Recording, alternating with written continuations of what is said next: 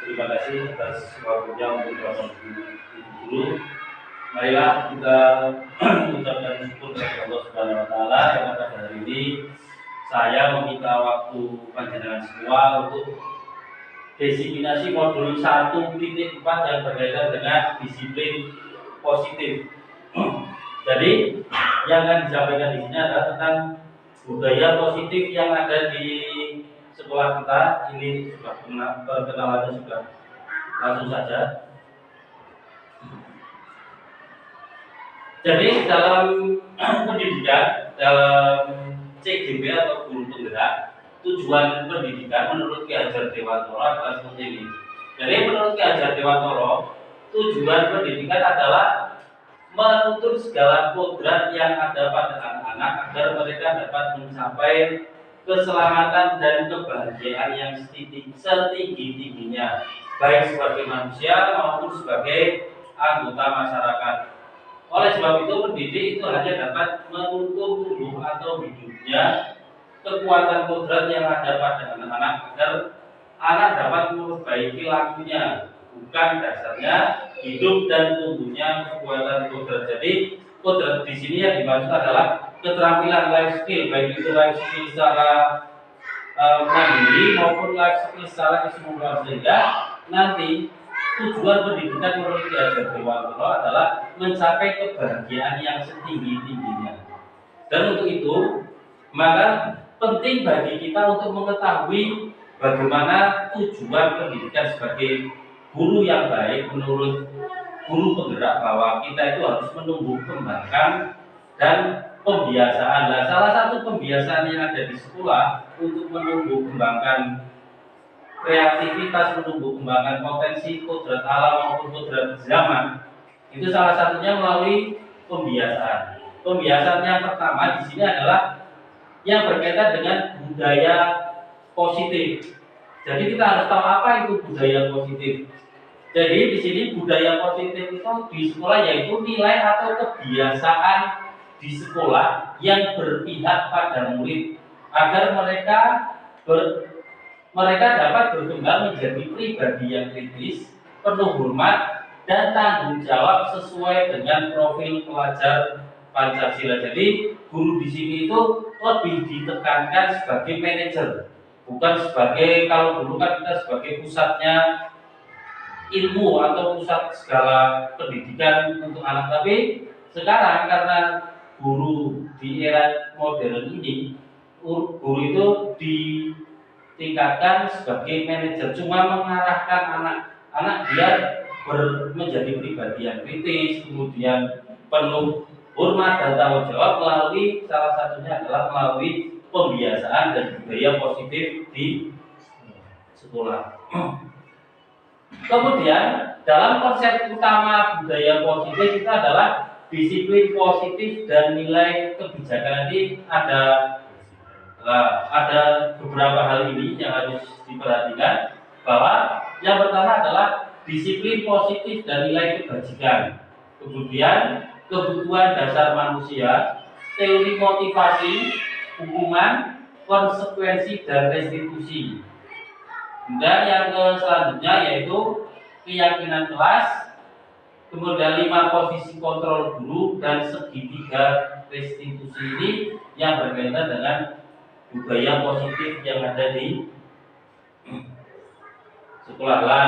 Ini yang akan kita pelajari pertama adalah disiplin positif dan nilai kebajikan. Nah, ini yang berkaitan dengan perubahan paradigma belajar. Yang pertama, teori kontrol dari Dr.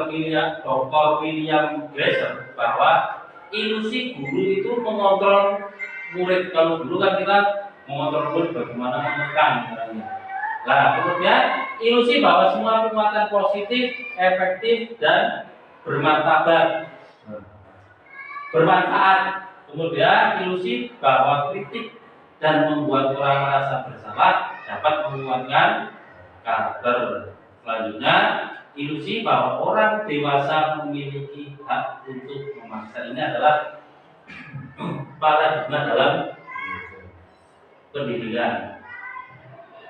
Nah, selanjutnya bagaimana seseorang bisa merubah dari paradigma stimulus respon kepada pendekatan teori kontrol.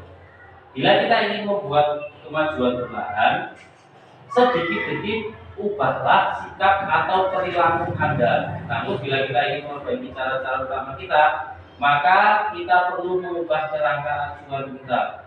Karena di dalam pendidikan ini bahwa guru itu dijadikan sebagai suri teladan. Jadi pembiasaan itu guru tidak cuma ngomong dan mengajarkan, tapi salah satu yang paling penting adalah guru menjadi suri teladan sehingga anak-anak itu sudah terbiasa dengan peningkatan apa yang dilihat dan diamati oleh siswa. Kalau guru seandainya contohnya seperti kita yang suka merokok, nah itu jangan, tapi karena kita ada ruangannya tersendiri sehingga anak-anak tidak bisa melihat kita. Itu salah satu hal-hal yang perlu ditingkatkan sebagai paradigma dalam perubahan positif. Kemudian makna kata disiplin. Nah, di sini dalam disiplin di sini adalah seorang yang memiliki disiplin diri, berarti mereka bisa bertanggung jawab terhadap apa yang dilakukannya. Karena mereka berdasar tindakan mereka pada nilai-nilai kebajikan universal. Nah, ini sebenarnya tidak begitu penting karena kita sudah melaksanakannya, tapi karena kita biasanya tidak tertulis sehingga sesuatu yang kita laksanakan sebenarnya harus dibuat keyakinan kelas yang tadinya dari aturan kelas menjadi keyakinan kelas, nanti akan dibahas di set belakangnya. Kemudian apa itu arti disiplin? Kalau saya tanya, disiplin itu berasal dari bahasa Latin disiplina.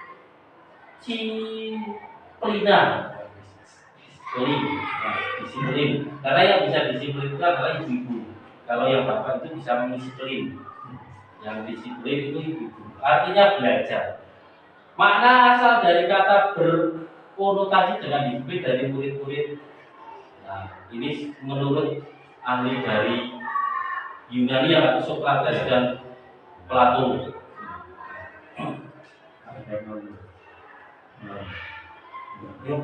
Bapak.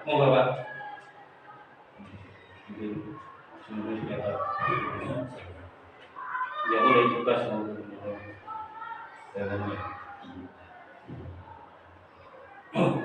Kemudian pengertian dari disiplin positif adalah kemampuan memerintah diri sendiri dalam mengontrol dan menguasai diri untuk memilih tindakan yang mengacu pada nilai-nilai yang kita hargai dengan penuh tanggung jawab tanpa terperintah oleh orang lain. Itu yang disebut dengan disiplin positif, sehingga kita bisa mengontrol diri sendiri bagaimana saya harus bertindak yang baik, bagaimana menguasai diri, tidak boleh marah-marah, tidak boleh cara bentak-bentak terhadap anak. Itu yang disebut dengan disiplin positif.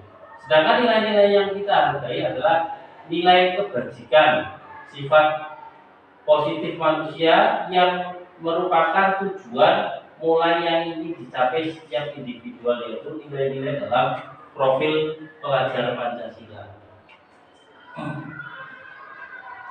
Nah, nilai-nilai kebajikan yang ada, ini contohnya seperti ini. Kalau dalam profil pelajar Pancasila kan ada 6, yaitu beriman dan bertakwa kepada Tuhan Yang Maha Esa dan berakhlak mulia.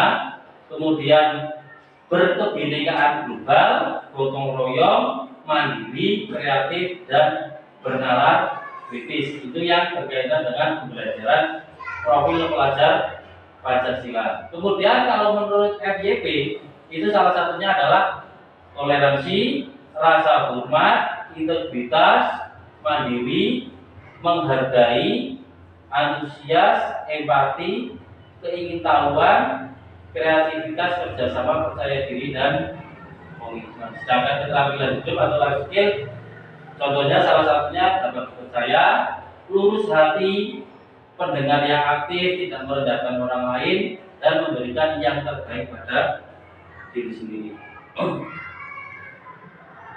Nah, ini adalah hal yang mendasar yang berkaitan dengan kebutuhan dasar manusia. Kalau dulu kan ada primer dan sekunder kalau dalam pembelajaran IPS. Nah, kebutuhan dasar manusia adalah ada 5. Karena kebutuhan dasar manusia itu harus terpenuhi. Setiap manusia itu harus terpenuhi dari kelima kebutuhan dasar manusia. Kalau salah satu tidak terpenuhi, biasanya akan berakibat pada tingkah laku atau tindakan-tindakan kita yang melawan atau melakukan tindakan-tindakan yang kriminal. Karena apa? Karena ini merupakan kebutuhan dasar manusia. Salah satunya adalah bertahan hidup, cinta kasih dan diterima, penguasaan, kesenangan dan kebebasan. Mungkin karena dari kebutuhan dasar manusia ini, karena salah satunya ada yang tidak terpenuhi. Contohnya kasih sayang, sehingga mencari kasih sayang kepada yang lain. Bisa bertahan hidup, karena biasanya yang melakukan yang melakukan kriminal itu, karena untuk bertahan hidup itu masih membutuhkan banyak sekali contohnya keuangan. Itu kan untuk salah satunya bisa bertahan hidup. Nah, kebutuhan dasar manusia ini kalau dalam lingkaran di Guru Pundera bahwa ini salah yang paling penting adalah dari kelima hal itu, yang paling penting kalau dalam pembelajaran yang di Guru Pundera adalah bertahan hidup. Karena bertahan hidup itu merupakan kebutuhan yang primer.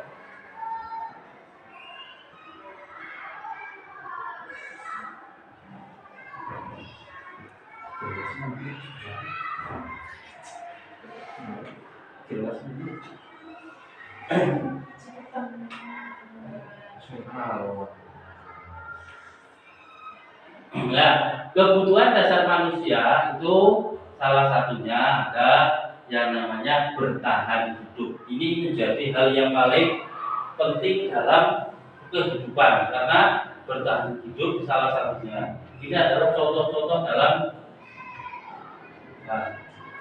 ini contoh-contoh yang harus terpenuhi dari 5 kebutuhan dasar manusia.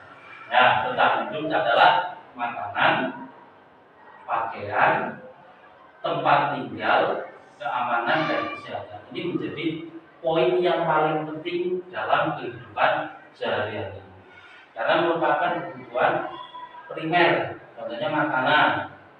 Itu yang paling penting. Kalau kita kenyang, kalau kita punya rumah, punya pakaian, punya makanan, keamanan juga terjamin, kesehatan, maka orang itu tidak akan terpengaruh untuk melakukan tindakan kriminal. Kemudian penguasaan itu biasanya orang-orang yang memiliki keinginan yang tinggi, biasanya dengan harga diri, keinginan untuk dianggap, memimpin, berprestasi, diakui. Ini biasanya yang pengen jadi kepala sekolah itu yang penguasaan itu yang sangat penting, karena biasanya yang ini sudah turah-turah. Nah, sehingga akan menimbulkan hal yang berkaitan dengan penguasaan. Nah, kalau ini biasanya kebebasan yang sering kita, tapi bebas kita yang diungkapkan di sini bebasnya bebas nyantai. Tapi sebenarnya kebebasan itu adalah satunya mandiri, memiliki pilihan, kemudian mencoba hal baru, kemudian mampu mengendalikan arah diri. Sedangkan kasih sayang itu kalau seperti ini kan rasa diterima, dipedulikan, berbagi, kerjasama, menjadi bagian dalam kelompok, serta kesenangan. Nah, ini yang paling banyak orang menyenangkan ini. Bermain, humor, antusias, tertawa, punya banyak uang. Nah, ini salah satu menjadi poin setelah bertahan hidup sebenarnya. Kalau yang penguasaan, kebebasan, kasih sayang itu masih agak di bawahnya, tapi yang bertahan hidup dan kesenangan itu merupakan hal yang paling pokok tadi setelah bertahan hidup dan kesenangan.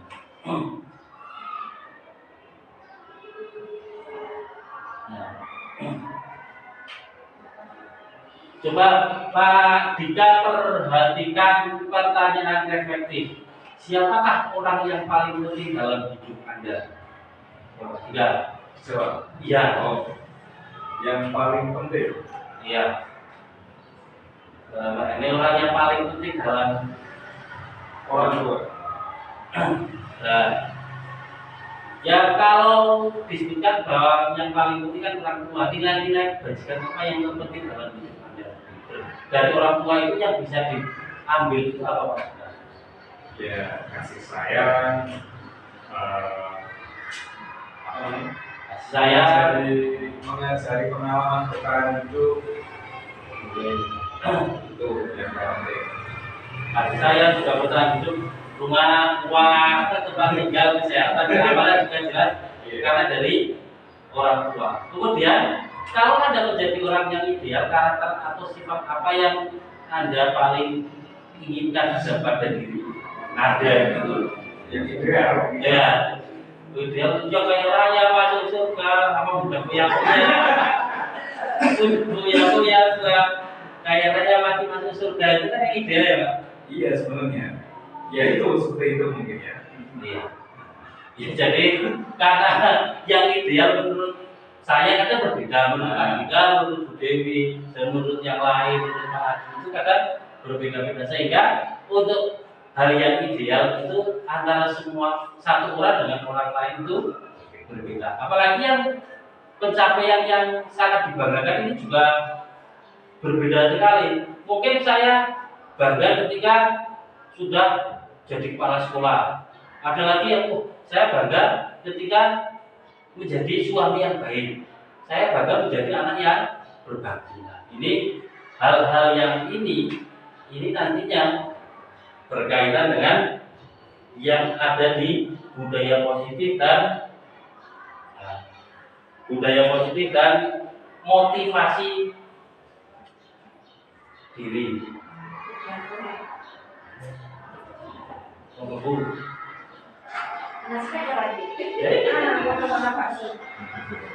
Orang bapak besok 9 itu saya dong. Karena rampung ide kalau ide sudah selesai itu sih jangan begini.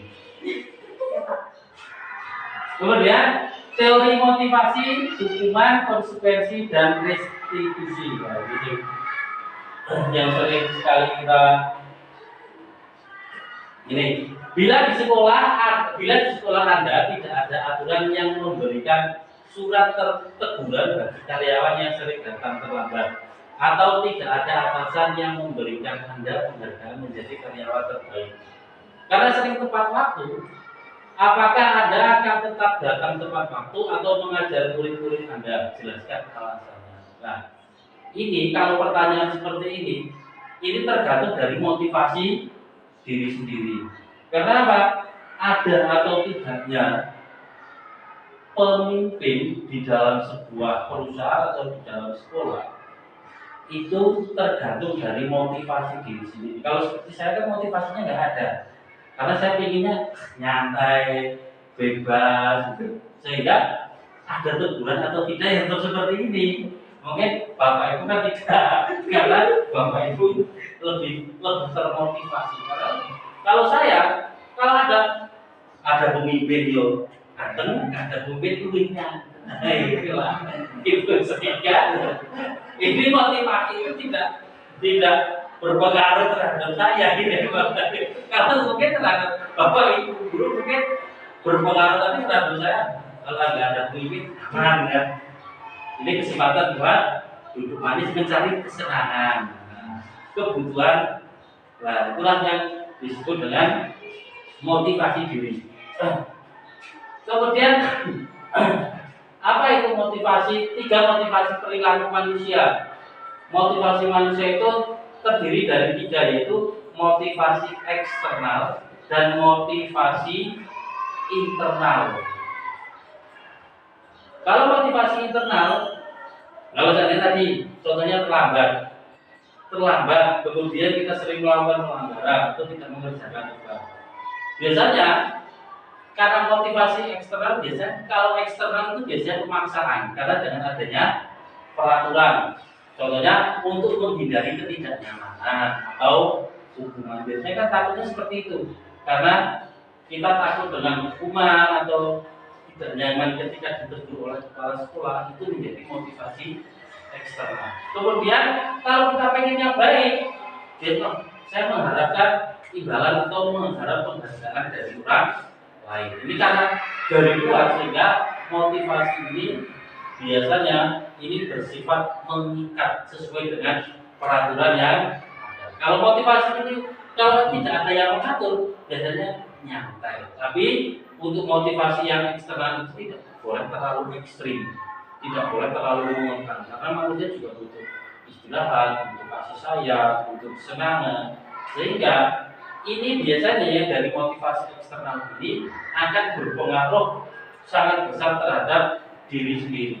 Kalau seandainya kalau ada pemimpin, biasanya akan anteng gitu. Tapi ketika nggak ada pemimpin, lah biasanya wah ya biar nggak tahu kemana. Nah, inilah motivasi eksternal ini biasanya karena adanya aturan dan tekanan dari pimpinan. Tapi kalau dari internal, ini dari diri sendiri itu menjadi orang yang mereka inginkan, menghargai diri sendiri dengan nilai-nilai yang mereka percaya. Biasanya karena motivasinya baik, contohnya seperti Pak Adi. Ada atau tidak ada apa-apa seperti itu. Bu Dedi seperti itu. Betul. Kalau saya mau kabur kemana kan? Kalau seperti saya apa gitu? Kabur tidur di rumah, kemana ke Kalimantan? Kalau hujan, seperti yang lain-lainnya ada tidak ada udah auto di sini. Lah itu sebenarnya menjadi motivasi internal dalam diri sendiri. Nah, selanjutnya bahwa poin 1 itu karena ini poin 1 dan poin 2 itu yang berkaitan dengan eksternal untuk menghindari kenyamanan atau hukuman. Ini biasanya dengan kata-kata apa yang terjadi jika saya tidak melakukannya. Di dalam diri sendiri itu bukan apa yang terjadi jika saya tidak melakukannya. Aman wae orang konangan. Lah jadi ini karena ini biasanya berkaitan kita cari suruman selamatnya. Kemudian kalau mendapat imbalan, apa yang akan saya dapatkan jika saya melakukannya? Karena di sini nggak ada imbalan, nggak ada apa-apa, sehingga itu nggak usah dilakukan. Gitu. Lah kalau untuk menjadi diri sendiri, lah ini tergantung dari orangnya. Kalau kita kayak seperti Pak Atin kan menjadi orang seperti apa yang saya lakukan, dia itu harus sebagai suri teladan, karena yang paling tua menjadi suri teladan karena maksudnya yang paling dituakan di sini. Kalau Pak Agus kan sudah tua nakal, sehingga iya tapi dia loh. Iya apa? Seperti Pak Adit bisa pada contoh pada diri menjadi seperti teladan yang baik, karena sebagai dari diri sendiri itu pengen menjadi lebih baik. Saya sebenarnya juga pengen menjadi lebih baik, tapi karena keadaan dan keadaannya itu menguntungkan dan menyenangkan, sehingga tidak baik.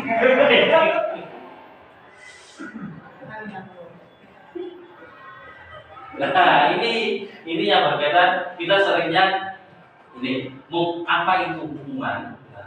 Hukuman itu biasanya bersifat tidak terencana atau tiba-tiba.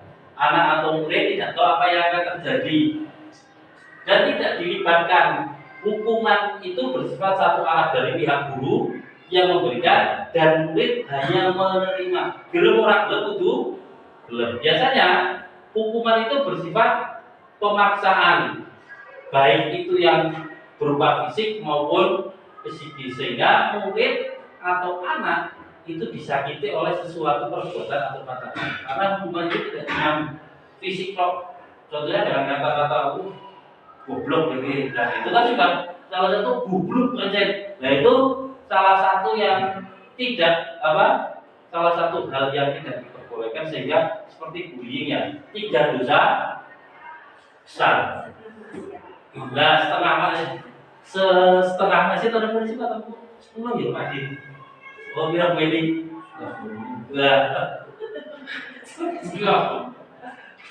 Nah, kemudian kalau tadi hukuman, sekarang apa itu konsekuensi?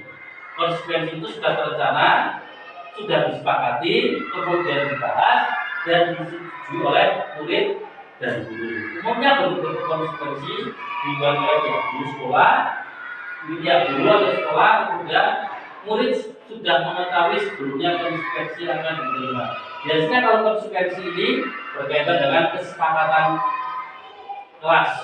Setelah kesepakatan kelas, sehingga dibuat menjadi keyakinan kelas. Kalau sekarang kan tidak ada peraturan kelas atau kesepakatan kelas. Yang ada adalah keyakinan kelas. Tapi untuk membuatnya itu harus melibatkan siswa dan orang tua.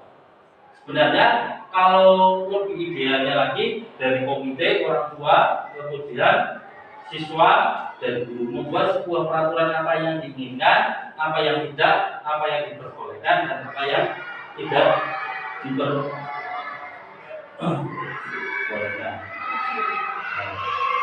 Kalau ini contohnya ada sebuah kasus di sini. Iva kurang menguasai pelajaran matematika, sehingga pada saat pelajaran tersebut berlangsung, dia lebih banyak berdiam diri atau menggambar di buku pelajaran. Pada saat guru matematikanya Kak Seno menanyakan pertanyaan, Iva menjadi buku dan tak sengaja menjatuhkan tasnya dari kursi, serta tiba-tiba menjadi gagap pada saat berupaya menjawab. Seluruh kelas pun tertawa melihat perilaku Iva yang bicara tergagap dan terkejut tersebut. Aseno pada saat itu membiarkan teman-teman Iva menertawakan Iva yang tergagap dan malu luar biasa. Dan malahan minta Iva untuk maju ke depan dan berdiri di depan kelas sambil menunjuk hidungnya karena tidak bisa menjawab pertanyaan Aseno. Kelas makin gaduh dan anak-anak pun tertawa melihat Iva di depan kelas memegang ujung hidungnya. Dan di sini ada pertanyaan pemantik, apakah Anda setuju dengan tindakan Pak Seno terhadap Iva? Kalau seperti ini kan Pak Seno dia sebagai guru yang model zaman dulu, yang zaman dulu sukanya menghukum. Karena padahal di sini kan 3 dosa besar, bullying itu salah satu yang dilarang. Salah satunya ini Pak Seno tidak mengetahui, kemudian dia ditertawakan oleh teman-temannya, itu sehingga menyebabkan Iva ini minder, jadinya menyebabkan trauma pada dirinya sendiri. Jadi kadang dengan pelajaran itu senang, dengan Pak Seno-nya juga kadang tidak lebih tidak suka, sehingga hal ini harus dihilangkan dari. Nah, ini apa itu?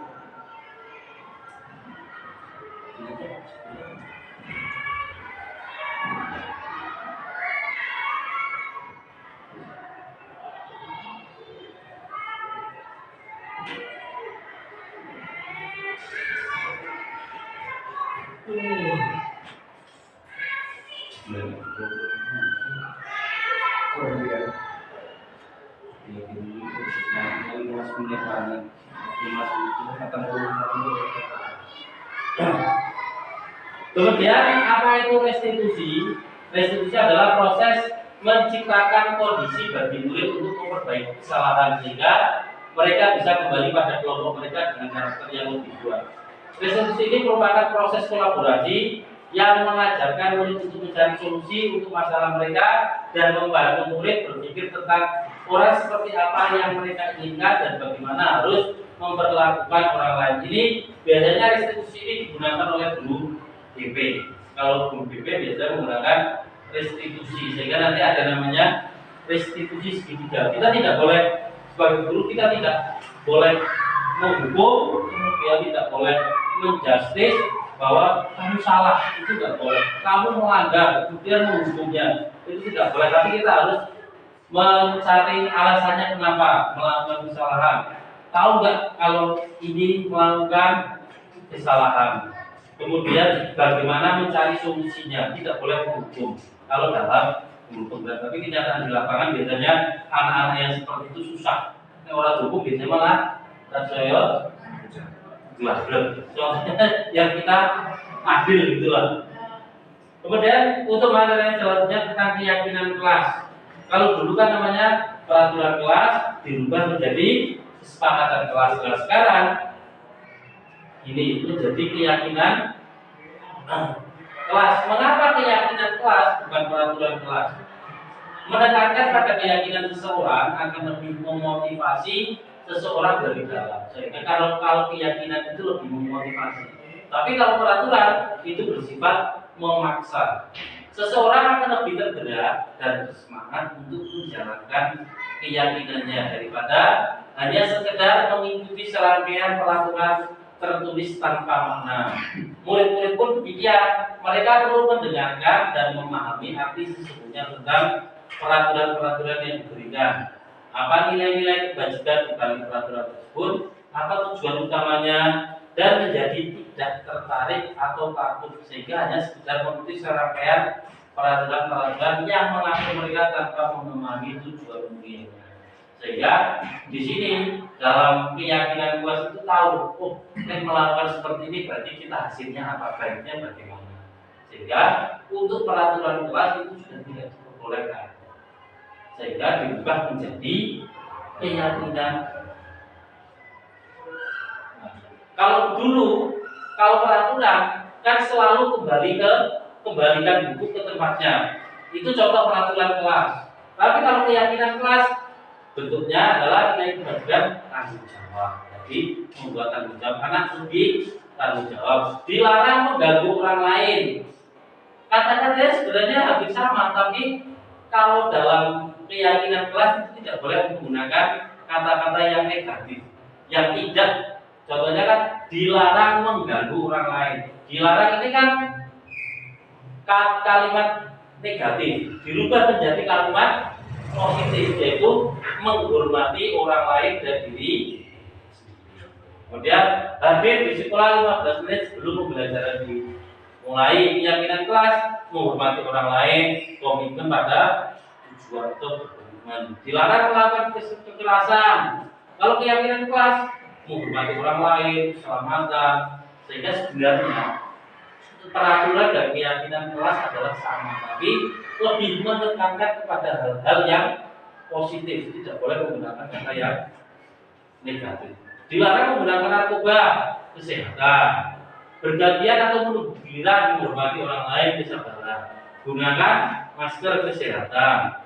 Jangan berlari di kelas atau koridor, keselamatan dan keamanan. Sebenarnya kalau untuk anak-anak yang ada di sekitar kita, kalau tulisan-tulisan yang seperti itu agak susah karena anak terbiasa dengan lingkungan yang bebas, nyantai, kemudian dari lingkungannya juga untuk pendidikannya masih kurang.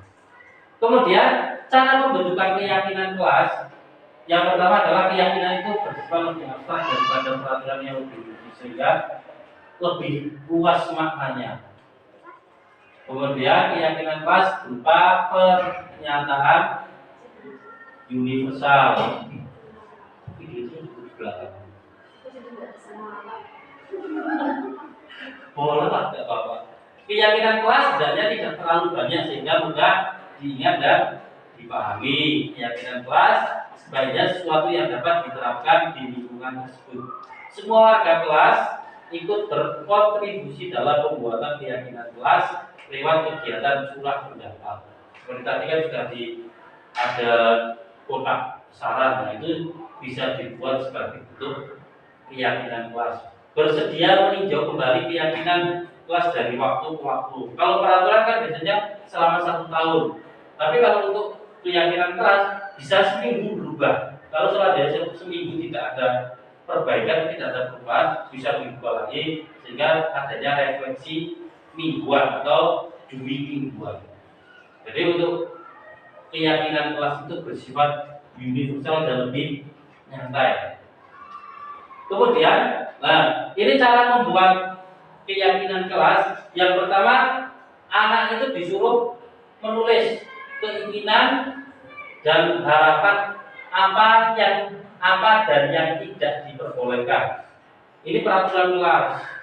Nah, dari peraturan kelas itu ditulis anak-anak suruh menulis tidak boleh membawa sepatu. Contohnya ditulis seperti itu, tidak boleh membawa sepatu. Masuk kelas tidak boleh memakai sepatu, dituliskan anak-anak keinginannya berapa, dituliskan pakai kertas. Nanti ditempelkan di bak. Setelah membuat peraturan-peraturan tersebut, anak-anak sudah diikut sertakan, sudah ditampilkan di bak, kemudian dituliskan ke semuanya.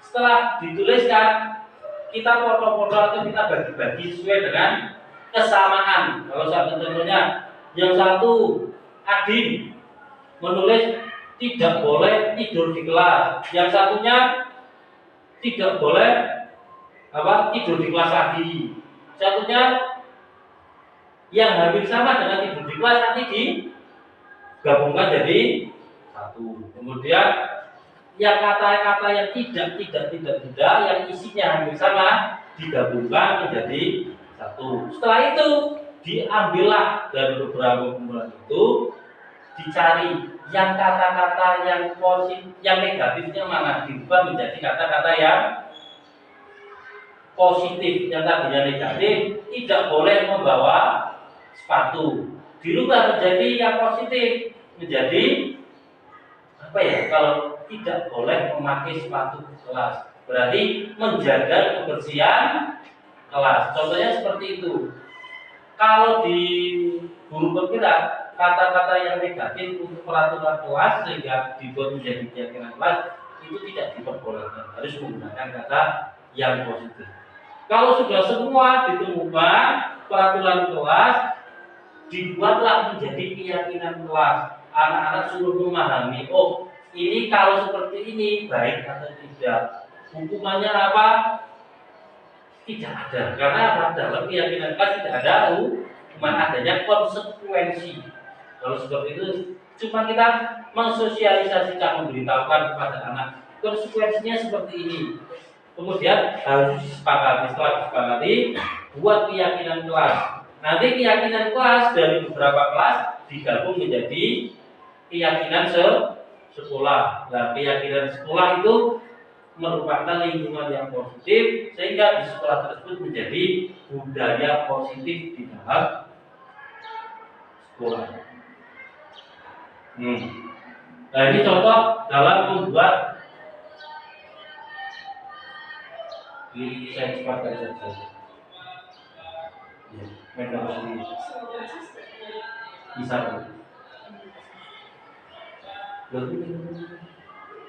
Lakukan bisa.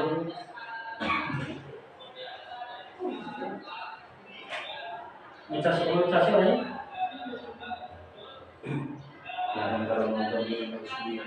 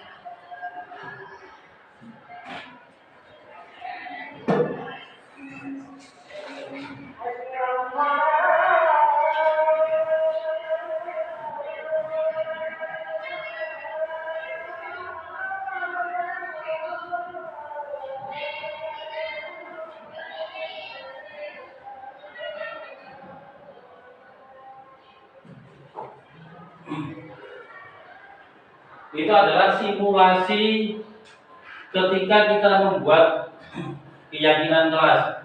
Tadi bahwa di situ ditampilkan guru mengarahkan anak untuk menuliskan apa-apa yang diperbolehkan dan apa-apa yang dilarang. Kemudian setelah dituliskan semua, anak-anak mendapat kertas, kemudian tempelkan di bawah. Tulis setelah itu beberapa perwakilan dari beberapa kelas itu tadi disebut untuk menuliskan apa saja yang menjadi keyakinan peraturan kelas yang diharapkan dari anak-anak tersebut. Sudah ditempelkan, dituliskan. Setelah itu baru dibuat yang positif sehingga menjadi keyakinan kelas. Nah, ini adalah posisi kontrol dari posisi kontrol guru. Ini yang harus kita ketahui bahwa dalam pembelajaran, terutama yang berkaitan dengan merdeka belajar, bahwa 5 posisi kontrol guru itu ada nih, yang satu sebagai penghukum, pembuat merasa bersalah, teman, pemantau atau manajer. Tapi biasanya untuk yang penghukum ini sudah tidak diperbolehkan. Nah, ini salah satu contohnya bahwa di sini contohnya guru berbuat. Kalau menghukum itu menghardik, menunjuk-nunjuk atau menyakiti, menyindir. Kalau untuk membuat orang merasa bersalah, itu berceramah dan mengatakan seharusnya ibu kecewa atau bapak kecewa. Kalau teman membuat dasar-dasar untuk alasan-alasan untuk muridnya, biasanya kita seperti menjadi teman terhadap muridnya. Kalau pemantau itu menghitung dan mengukur. Kalau manajer itu mengajukan pertanyaan. Ini adalah salah satu contoh-contoh dalam 5 posisi kontrol guru. Contohnya, kalau kamu tidak melakukan sesuatu, awas ya, rasakan. Itu namanya penghukum. Biasanya seperti itu kan. Kita tanpa sengaja, awas ya orang garap, nanti nilainya akan saya kurangi. Itu contohnya untuk yang menghukum. Kalau yang membuat orang merasa bersalah, kamu seharusnya sudah tahu, itu lelah sekali mengatakannya. Itu sebagai pembuat orang merasa bersalah. Saya itu sudah capek sekali ngurusi sampeyan. Nah, itu contohnya sebagai merasa orang murid itu merasa bersalah. Kalau sebagai teman, ayolah lakukan demi ibu. Masa kamu tidak mau? Ingat tidak ibu pernah bantu kamu. Nah, itu sebagai teman. Kemudian pemantau apa peraturannya, kita menanyakan kepada anak peraturannya apa. Kemudian kalau sebagai manajer apa yang kita yakini, karena berkaitan dengan keyakinan. Kemudian ini dalam mengatasi masalah menggunakan segitiga restitusi. bukan segitiga sama kaki. Dalam matematika segitiga sama kaki itu susah. Menggambar segitiga sama kaki, pakai tangan aja kadang nggak pas, apalagi sama kaki, kita susah. Sehingga ini di sini segitiga restitusi adalah proses menciptakan kondisi bagi peserta didik untuk memperbaiki kesalahan mereka, sehingga mereka bisa kembali pada kelompok mereka dengan karakter yang lebih kuat. Ini seperti kalau kita bayangin wali kelas ataupun guru BK. Nah, untuk segitiga restitusi ini menstabilkan identitas, validasi tindakan yang salah, dan menanyakan keyakinan. Ini segitiga restitusi seperti ini. Nah, langkah segitiga restitusi yang pertama adalah menstabilkan identitas, yaitu berdasar prinsip membuat kesalahan adalah bagian dari proses pembelajaran, menggeser identitas gagal ke identitas sukses. Kemudian validasi tindakan yang salah. Setelah menstabilkan identitas, biasanya memvalidasi tindakan yang salah. Berdasar prinsip setiap perilaku berupaya memenuhi suatu kebutuhan tertentu. Guru akan menggeser dari pemikiran stimulus respon menjadi mengenali dan mengambil kebutuhan murid, akan memperbaiki hubungan dengan murid. Menanyakan keyakinan. Kalau menanyakan keyakinan, murid akan diberi pertanyaan-pertanyaan yang bermakna untuk memunculkan motivasi intrinsik. Nah, contohnya seperti ini. Nah, dalam segitiga restitusi itu kita tidak boleh ada orang lain. Kita harus berdua saja. Berdua denganmu itu ini sebenarnya muter.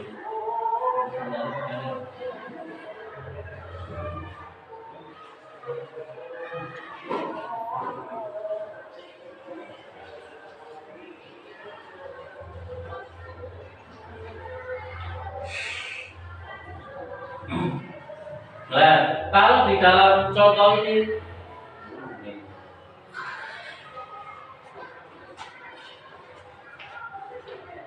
nah contoh kasus di sini bahwa sebagai seorang guru baik wali kelas maupun guru magel itu tidak boleh langsung menyalahkan di depan orang atau di depan siswa, sehingga anak diminta datang ke ruangan yang tidak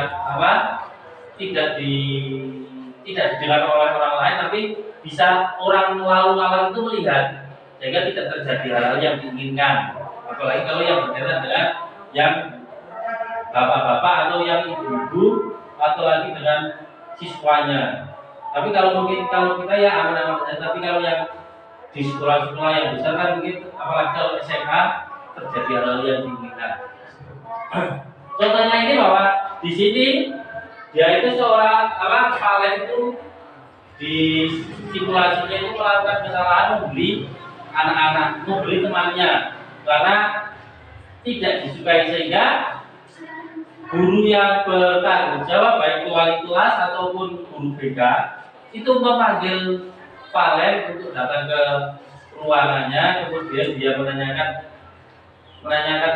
kamu tahu kenapa kamu tahu nggak kenapa Pak Guru panggil ke ruangan ini? Nah, jadi nanti anak menjawab sendiri pertanyaannya, saya melakukan kesalahan-kesalahan seperti ini, kemudian alasannya kenapa kita mencari alasannya itu. Setelah itu baru bagaimana cara memperbaikinya. Nah, itu harus mencari solusinya. Jadi tidak harus dihukum, tapi bagaimana nanti dia tidak mengulangi lagi dan mau bertanggung jawab terhadap apa yang dilakukan dan memperbaikinya. Nah, ini jadi contoh-contoh di atas yang dalam budaya positif dari segitiga restitusi, kebijakan pendidikan dan kebajikan yang ada di sekolah itu sebenarnya harus kita terapkan, tapi secara bertahap untuk kedepannya kita semoga menjadi lebih baik lagi. Terima kasih atas waktunya, semoga bermanfaat. Saya ini dari Taufiq Walhidayah. Assalamualaikum warahmatullahi wabarakatuh. Waalaikumsalam warahmatullahi wabarakatuh. sedikit bersama.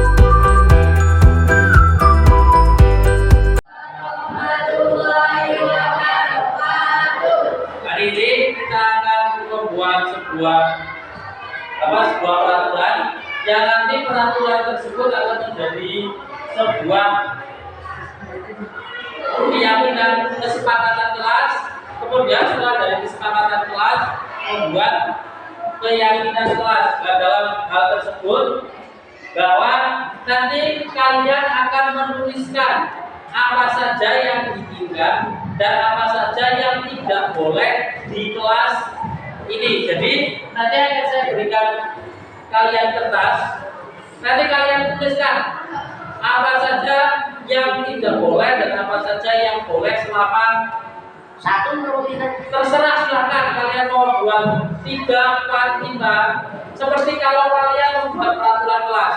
Jadi nanti silahkan kalian tulis nama kalian, kemudian tuliskan apa saja keinginan kalian untuk membuat kelas ini menjadi lebih baik.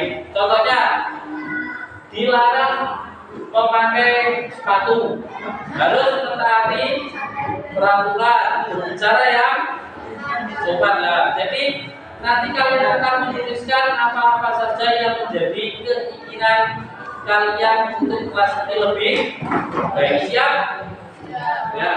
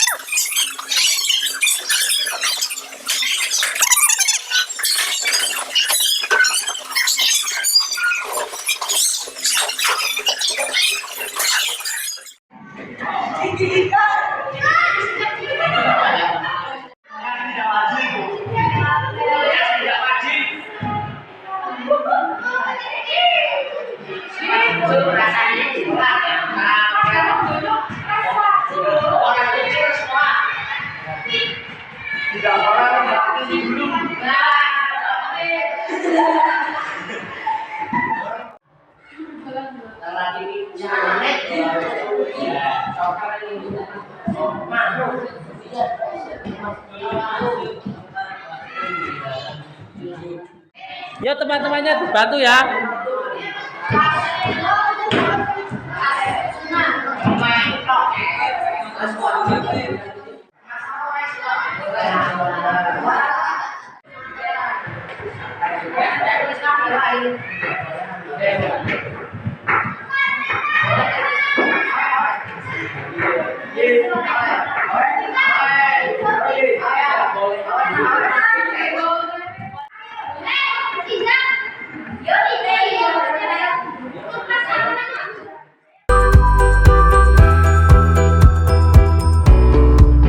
Pagi Pak. Ya, gimana kabarnya? Alhamdulillah baik. Nah, kamu tahu kenapa saya panggil ke sini?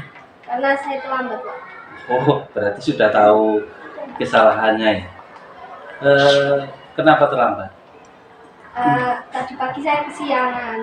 Ya, penyebab dari kesiangannya itu terlambat terus bangun siang itu kenapa? Malam saya banyak begadang, Oh, terus jadi kurang tidur. kurang tidur, Iya. terus nggak dibangunkan? Enggak, Lah orang tuanya orang kemana? tuanya udah berangkat kerja. Oh, orang tua udah berangkat kerja. Kalau kamu tadi kan sudah dibangunkan oleh orang tuamu. Ya. Terus kalau seperti itu, kedepannya masih mau seperti itu lagi ya? Tidak Pak. Itu kan sudah tahu kalau kamu melanggar seperti itu. Iya. Ya, nanti jadi untuk kedepannya gimana kalau mau melakukan seperti itu, langkah yang terbaik untuk tidak mengulangi seperti itu bagaimana? Jangan begadang. Ya, terus Tidur yang cukup. tidur yang cukup. Kalau Bangunnya pagi. kalau sudah tahu seperti itu, kemudian sudah tahu salah ya, Udah. sudah tahu salah, kemudian bisa menyelesaikan permasalahannya kedepannya, mau tidak akan mengulangi lagi. Nah, kalau sudah seperti itu, langkah kalau tadi kan kamu terlambat, sudah minta maaf sama gurunya. Udah. Nah, sudah. Itu. Terima kasih. Untuk kedepannya jangan diulangi lagi ya. Pak. Ya sudah tahu salah, kemudian jangan diulangi lagi ke depannya biar lebih baik. Ya Mbak Valen, selamat pagi Mbak Valen. Oke Pak. Gimana kabarnya, sehat? Alhamdulillah sehat. Ya, terima kasih. Alhamdulillah selalu diberi kesehatan ya Mbak Valen. Saya kan kemarin dapat informasi dari wali kelas bahwa Mbak Valen itu kemarin melakukan apa ya, bullying terhadap temannya. Tahu? Tahu? Kalau itu melanggar, tahu? Kenapa kalau itu dilakukan? Alasannya kenapa kamu bullying? Karena teman itu sombong, nggak mau ngasih contekan. Sombong, nggak mau ngasih contekan. Saya nggak suka sama dia. Oh, nggak suka. Terus yang kamu lakukan itu kenapa? Saya Apa? menghina dia, Menghina dia. Terus anaknya gimana? terus dia nangis, lapor sama kami. Oh, lah terus tindakan yang kamu lakukan waktu itu kena apa? Kamu pergi atau kamu minta maaf atau apa? Saya langsung pergi. Langsung pergi. Oh, kamu nggak merasa bersalah kalau seperti itu? Kalau pas melanggar bullying, merasa bersalah nggak? Merasa. Waktu itu merasa bersalah, tapi kamu nggak langsung minta maaf. Kan? Karena Nah, saya lagi emosi. oh emosi. Sudah di rumah ada masalah ya sama pacar kamu? Atau enggak? Enggak ada. Tapi karena kamu nggak suka sama dia, terus kamu melakukan bullying. Kalau melanggar bullying sudah tahu itu salah nggak? Aku kan itu salah. Nah, kalau sudah tahu itu salah, seharusnya yang kamu lakukan itu apa? Meminta maaf sama teman saya dan saya tidak akan mengulangi lagi. Oh, ya. Jadi nanti kalau sudah dari sini kamu minta maaf sama teman kamu, terus berjanji tidak akan mengulangi lagi. Kalau lupa, berjanji lagi. Saya berjanji. Iya.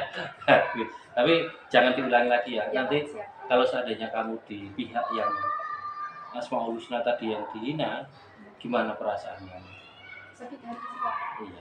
Kalau sudah tahu sakit hati, jangan diulangi lagi ya. Nanti kedepannya kamu lebih baik. Nanti setelah ini kamu minta maaf, terus berjanji tidak akan mengulangi lagi. Terima kasih Mbak ya. Nanti kedepannya biar lebih baik.